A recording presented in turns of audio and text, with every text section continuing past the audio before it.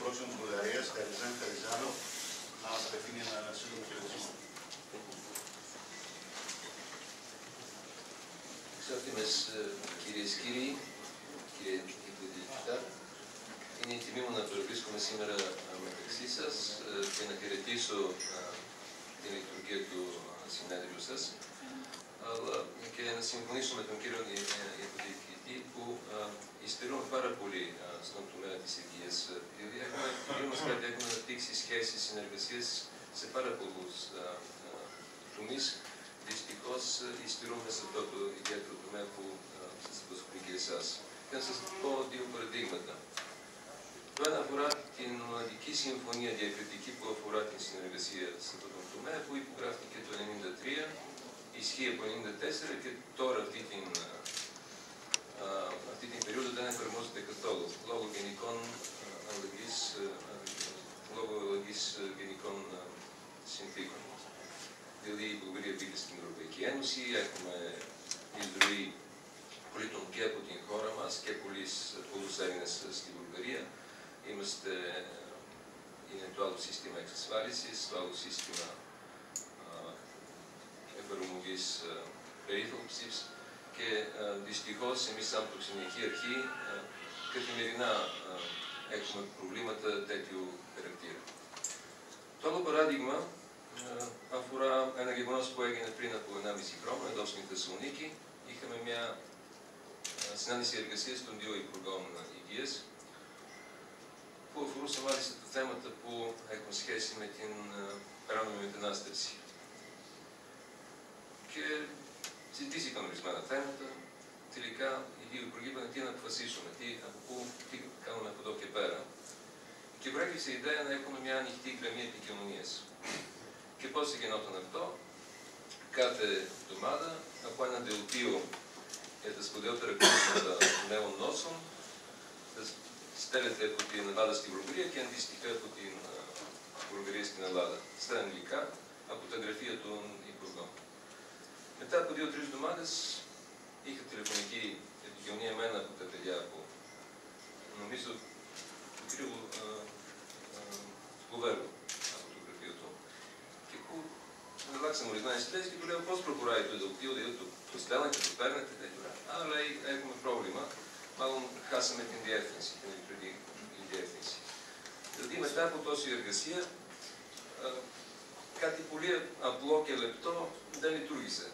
Και όταν μιλάμε για συντονισμό, μιλάμε για που βρισκόμαστε στην περίοδο της πληροφορικής, υπηρεσιών online και τέτοια. Τώρα, είναι η χαρά που βρίσκομαι εδώ στο συνέδριο σας, επειδή τυχαίνει να έχει μια πολύ καλή συγκυρία. Τι έχω υπόψη μου? Μόλις πριν από 2 μέρες είχαμε την συνεδρίαση, έτσι λέγεται, του Συμβούλου Συνεργασίας των δύο κρατών. Διότι είχαμε την επίσκεψη της βουλγαρικής κυβέρνησης, ολόκληρης της κυβέρνησης στην Αθήνα. Έγινε την Δευτέρα και μέσα σε αυτή την κοινή συνεδρίαση είχαμε και την συνάντηση των δύο Υπουργών Υγείας. Η συνάντηση που μάλλον δεν θα έπρεπε να γίνει, ειδικός μας Υπουργός Υγείας είχε δουλειές και παρολίγο να μην παρευρεθεί στην Αθήνα. Τέλος πάντων, μετά από 20 λεπτά συνεργασία με τον κύριο Λουρέντζο, διευκρίνησε που υπάρχουν πολλά προβλήματα που θέλουν άμεση λύση.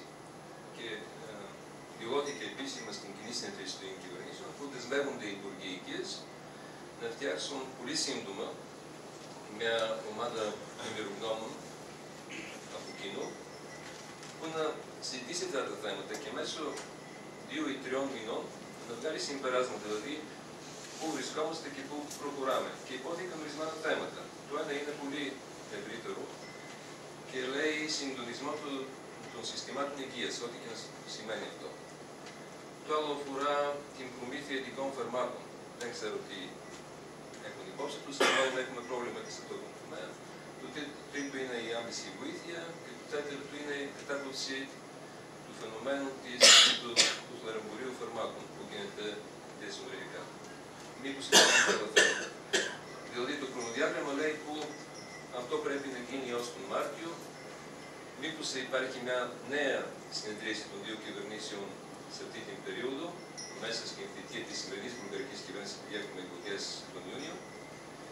και μήπως θα υπογράψουμε και μια γενική συμφωνία συνεργασίας στον τομέα της υγείας. Τώρα, τα θέματα του συνεδρίου δικού σας, που δεν είμαι ειδικός και δεν μπορώ να πω μέσα, μου φαίνεται που αφορούν ακριβώς ένα τομέα της συνεργασίας αυτής. Και για αυτόν τον λόγο η συγκυρία είναι πολύ καλή και νομίζω θα υπάρχει εφαρμογή. Και αν εμείς σαν Προξενιακή Αρχή έχουμε ορισμένα συμπεράσματα των εργασιών, πού βρισκόμαστε, τι πρόκειται να γίνει, ποια είναι τα κυριότερα θέματα που αφορούν τα δύο κράτη, όχι μόνο την περιοχή της Κάσοβου και της Βόρειας Θάλασσας, αλλά γενικότερα πιστεύω. Εμείς θα μπορέσουμε να τα προωθήσουμε στο γραφείο του Υπουργού Υγείας και μάλλον να το έχουν υπόψη οι εμπειρογνώμενες στην επεξεργασία της συμφωνίας αυτής. Δηλαδή, σας εύχομαι καλή εργασία σήμερα και καλή εφαρμογή και σύντομα.